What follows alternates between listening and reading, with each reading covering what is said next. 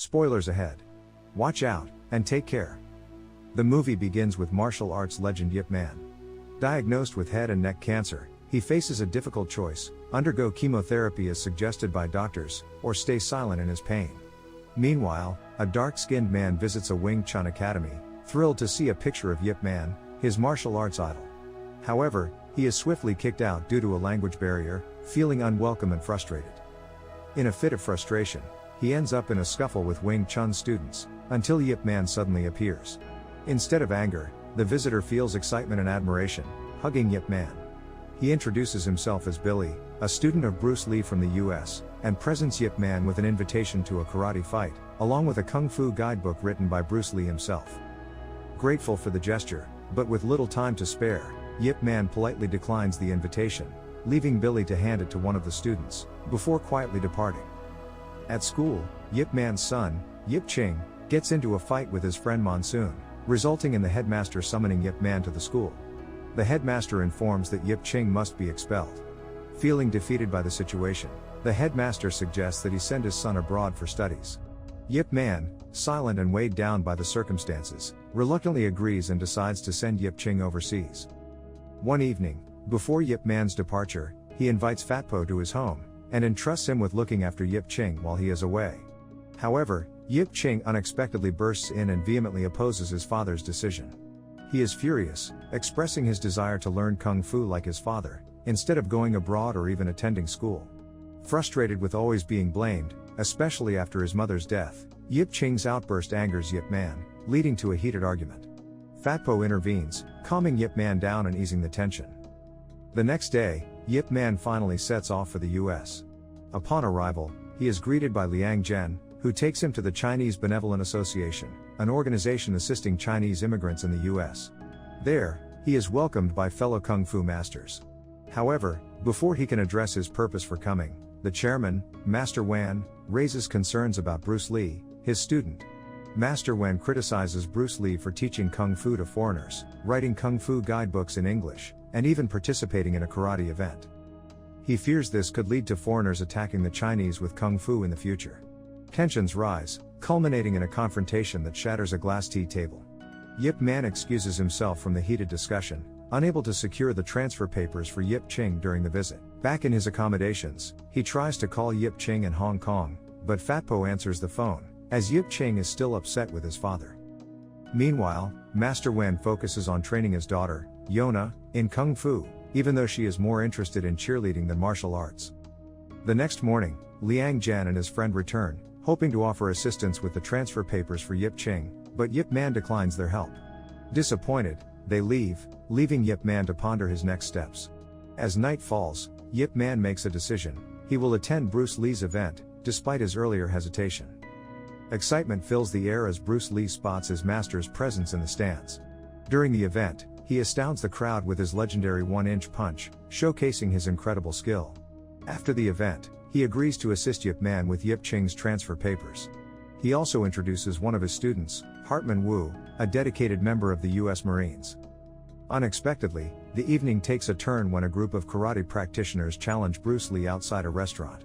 Yip Man watches from inside as Bruce Lee effortlessly handles the challengers, showcasing his prowess. The altercation spills into an alley, where Bruce Lee decisively defeats the karate master, earning acknowledgement for his martial arts mastery. The next day, armed with the transfer papers, Yip Man visits the school. However, he learns that in addition to the papers, he also requires a permit from the Chinese Benevolent Association, or a $10,000 donation, to bypass the bureaucratic hurdles. Meanwhile, at the school, a new conflict brews. Yona, Master Wan's daughter, has been chosen as one of the main cheerleaders for the school team.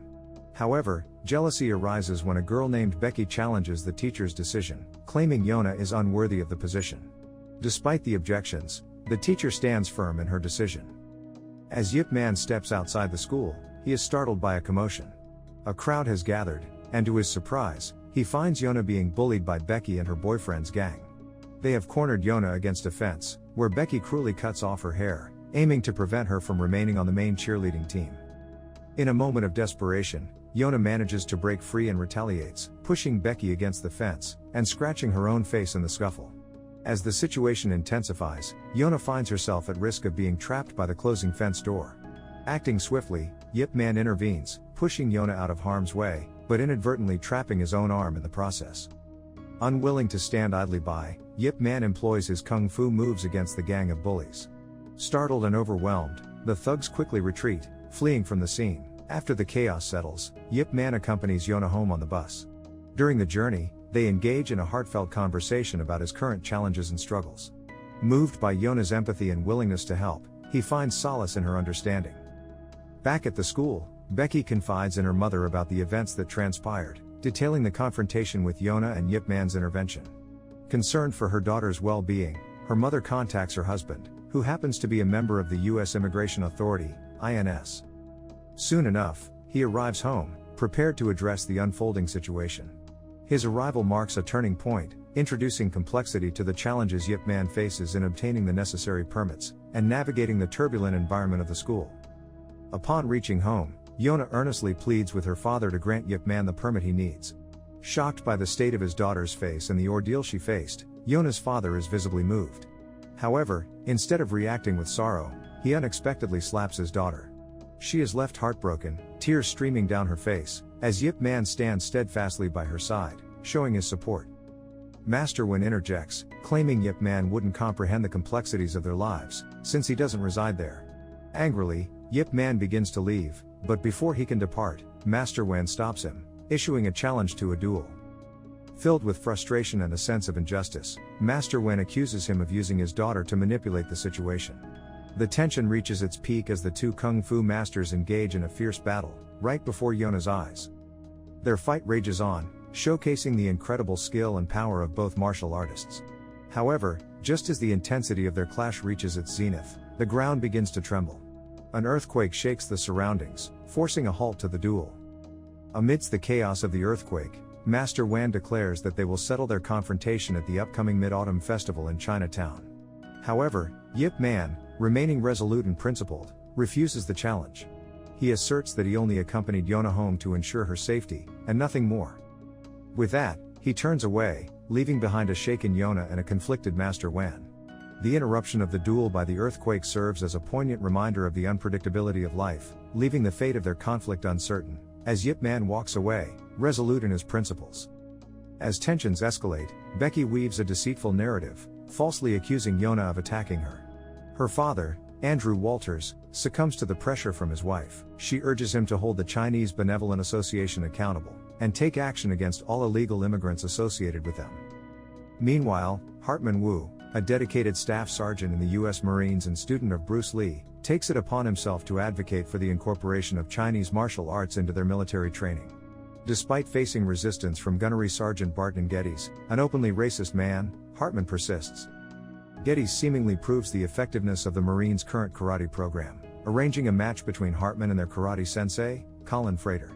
In the sparring session, Frater easily overpowers Hartman, reinforcing Geddes' belief in the superiority of karate. Undeterred, Hartman manages to convince the unit's commanding officer of the potential benefits of Kung Fu. He is granted permission to film the upcoming festival for research purposes, much to Geddes' annoyance. Seething with anger, Geddes instructs Frater to challenge the Grand Masters participating in the festival. At the festival, Frater ruthlessly takes down 3 Grand Masters, showcasing the dominance of the Marines' karate program. However, the situation takes a dramatic turn when Yip Man intervenes. With his unparalleled skill, Yip Man defeats Frater, leaving him hospitalized and humbled. Meanwhile, Master Wan, who was slated to be present at the festival, finds himself arrested by the INS amidst the chaos. Witnessing Frater's defeat, Geddes is consumed by rage and vengeance. He storms into the association building, unleashing his brutal strength and karate prowess on all the Grandmasters present. In a show of force, Geddes overwhelms and defeats each Grandmaster, leaving devastation in his wake. He then coerces Walters into releasing Wen into Marine custody, intending to bring Wen into their camp for a final showdown. However, fate takes an unexpected turn when Billy, a subordinate of Walters and a student of Bruce Lee, provides a crucial tip-off.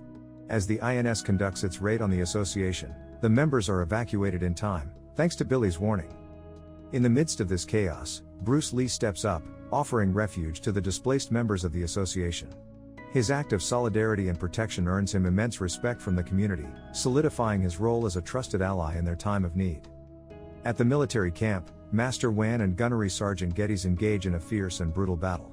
Initially evenly matched, Wan demonstrates his formidable skills against Geddes.